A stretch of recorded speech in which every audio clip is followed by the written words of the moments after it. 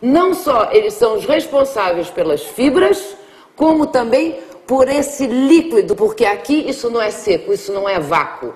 Todo esse espaço está embebido de um líquido. E este é uma das coisas mais importantes que nós temos que ter em mente, tá? E para vocês verem como o meio ambiente, então, essas fibras e esse líquido fazem parte do meio ambiente celular. E esse meio ambiente é tão importante que 80% das nossas células, meus queridos, são fibroblastos. 80% das nossas células estão aí só para cuidar do meio ambiente celular, tá? E todo o processo do envelhecimento e tal são essas fibras que começam a se degradar. E este líquido também. Bom, então, a coisa mais importante desse nosso aquário, já descoberto por Claude Bernard, que aqui temos um aquário meio aquoso, é a limpeza do líquido. Quem tem um aquário sabe qual é a única preocupação que tem que ter com esse aquário? Limpar a água e limpar o vidro.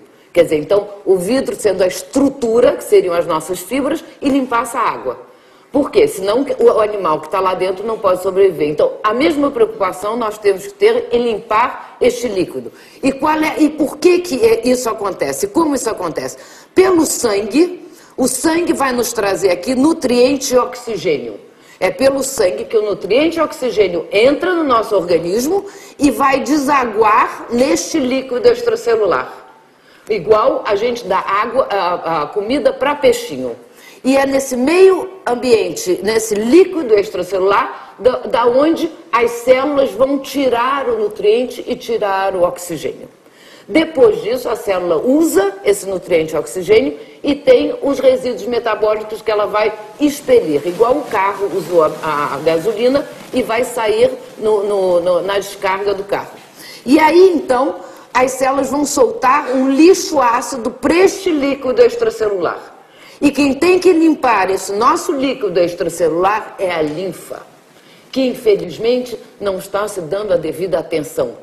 A atenção que ela merecia, porque é ela que está desintoxicando o nosso organismo. Acontece que o sangue tem um coração para bombear a corrente sanguínea, mas a linfa não tem um coração que bombeia. A linfa depende do nosso exercício, nossos movimentos mecânicos para bombear.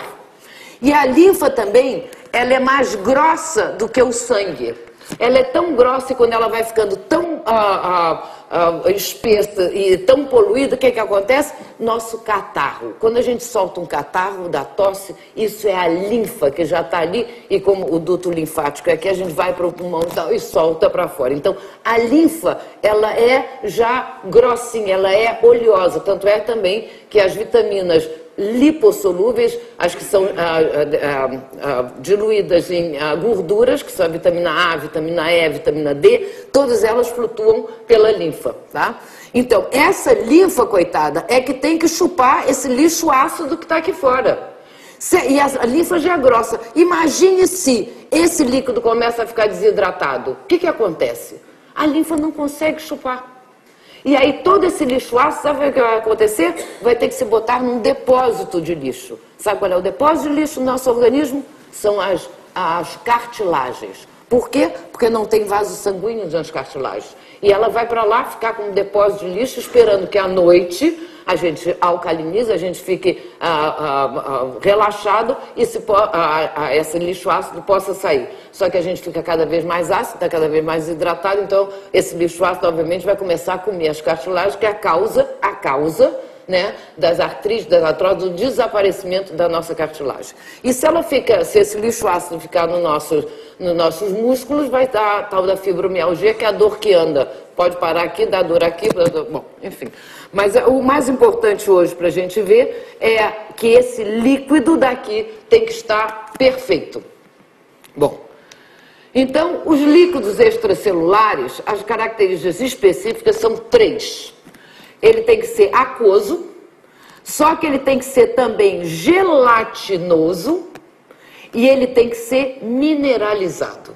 Quem descobre a mineralização é René Quinton, que vai vir logo depois do Claude Bernard, que vai descobrir que os nossos líquidos têm a mineralização igual das mesmas proporções ainda que a água do mar, não de qualquer água do mar. Essa é uma água do mar da biocinose, onde tem maior concentração de plânctons e multiplicação celular, está aqui. Isso aqui é o Canal da Mancha.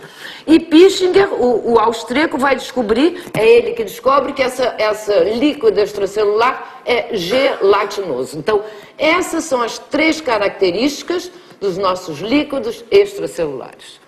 Então, a água vai nos hidratar, quando fica dizendo, temos que hidratar. Sim, claro que temos que hidratar, porque somos aquoso. Bom, e a água, então, faz tudo isso. Temos que mineralizar. Os minerais é que vão dar a carga elétrica.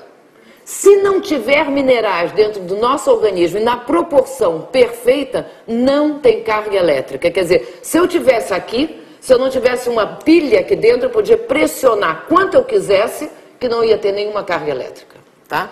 Então, e a carga elétrica desses líquidos extracelulares é fundamental que o líquido extracelular seja alcalino, polaridade negativa, para fazer contraste ao líquido intracelular, que é positivo. E o que está acontecendo hoje em dia, não só esse nosso líquido extracelular alcalino está se tornando ácido por causa da poluição. A mesma coisa está acontecendo no nosso oceano. O grande problema do oceano é que ele está se tornando ácido. E se tornando ácido, os corais, por exemplo, os corais estão se degradando. E sabe o que acontece quando a gente fica com os líquidos extracelulares ácidos? Os nossos ossos também se degradam, igual está acontecendo nos oceanos. Então, a causa da osteoporose não tem nada a ver com falta de cálcio. A causa tem a ver com a acidificação, que é igual à poluição. Bom, então esses nossos líquidos extracelulares têm que ficar alcalinos. E a outra, ele tem uma viscosidade que vai depender da sua função. Essa viscosidade dos líquidos extracelulares vão do estado gel, de gelatina, até o estado sol de solidificação, é como se chama. Então, no sangue é que ele é mais fino. Mas mesmo assim o sangue não é que nem água. O sangue tem uma certa consistência, uma certa viscosidade. A cartilagem já vai ter uma viscosidade ainda maior. Aqui em volta das células ainda é maior. Se lembra aquelas antenas que eu chamei a atenção que seria de carboidratos? Quando chega em volta da célula ainda fica mais grossa. E os ossos ainda vão ser então quase no estado sol, ainda mais grosso. O osso não é feito só de minerais osso.